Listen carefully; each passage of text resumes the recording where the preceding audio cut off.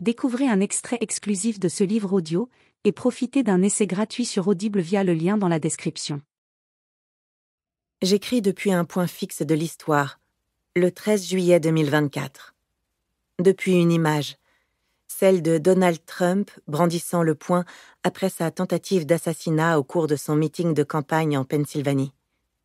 Depuis un tweet, celui d'Elon Musk, qui s'engage quelques heures plus tard en fervent soutien de Trump. C'était latent. Nous suivions les allers-retours entre les dignitaires du Trumpisme et la Silicon Valley depuis plusieurs années déjà.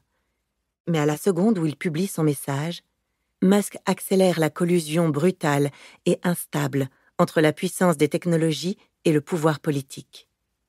Collusion qui se confirme par la désignation de J.D. Vance comme colistier de Trump. L'alliance entre une frange techno-réactionnaire et un milliardaire démagogue et autoritaire dessine l'ombre d'un technofascisme possible du XXIe siècle. À moins qu'ils ne finissent par se manger entre eux. En cet été 2024, nous ne savons pas encore que Trump va remporter largement l'élection de novembre. Nous ne l'avons pas encore vu le jour de son investiture, le 21 janvier 2025, signer des dizaines de décrets qui condamnent les migrants, le climat, la santé, l'aide humanitaire internationale, absolvent ses partisans qui ont attaqué le Capitole en 2021, rebaptisent unilatéralement le golfe du Mexique, donnent toute latitude à une entité baptisée DOGE pour dissoudre les services publics. Nous n'avons encore rien vu. Et pourtant, ce 13 juillet 2024, nous pouvons pressentir déjà presque tout.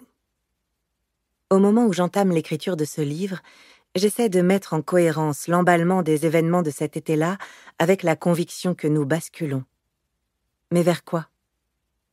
Depuis 2 ou 3 ans déjà, je me faisais la réflexion que les catastrophes, les crises, les guerres s'enchaînaient sans répit. Nouvelle routine du drame, banalité d'horreurs multiples pixelisées sur écran. La France est alors en pleine crise politique après la dissolution de l'Assemblée nationale en juin 2024. La campagne de l'entre-deux tours des législatives organisée à la hâte fait ressortir le spectre de la xénophobie, de l'agressivité, des relents racistes. L'atmosphère est fichtrement pesante pour les étrangers, les bigarrés, les mélangés, les métis, les binationaux. Je garde aujourd'hui encore le souvenir de ce moment précis où mon inquiétude politique et intellectuelle a dérivé vers une anxiété existentielle. Rien n'est jamais acquis pour les hors-souches dont je suis. Une fois de plus, in extremis, la France a résisté au raz-de-marée.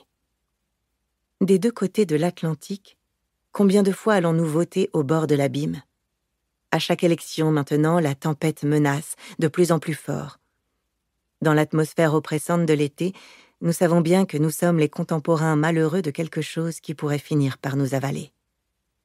Sommes-nous en train de replonger dans le cauchemar des années 1930? Tous les historiens un peu sérieux ne manquent pas de le rappeler, l'histoire ne se répète pas. Il faut pourtant regarder en face le spectre du fascisme, l'examiner avec rigueur, sans se laisser emporter par les comparaisons, mais en se demandant avec quelles particularités, quelles intensités, sous quelle forme il réapparaît. Mais persiste l'intuition que ce n'est encore qu'une première étape, presque superficielle, d'un glissement plus profond.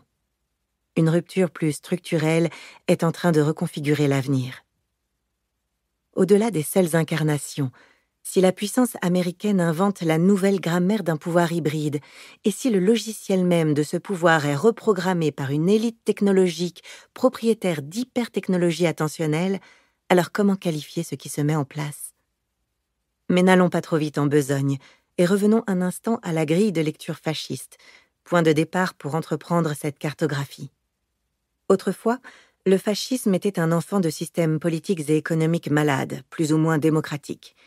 Il s'est traduit dans des mouvements organisés pour la conquête du pouvoir, qui ont installé des régimes reposant notamment sur le mythe de l'homme providentiel, avant de chuter dans le fracas des bombes. Dans le nouveau siècle, il se conjugue cette fois-ci au pluriel. Si les leaders politiques, fascistes ou pas, ou juste un peu, se suivent et se ressemblent, sont interchangeables, y compris dans leur folie survoltée, les unités technopolitiques, elles, sont systémiques. Goulot d'étranglement stratégique de nos États, de nos existences qu'elles enserrent.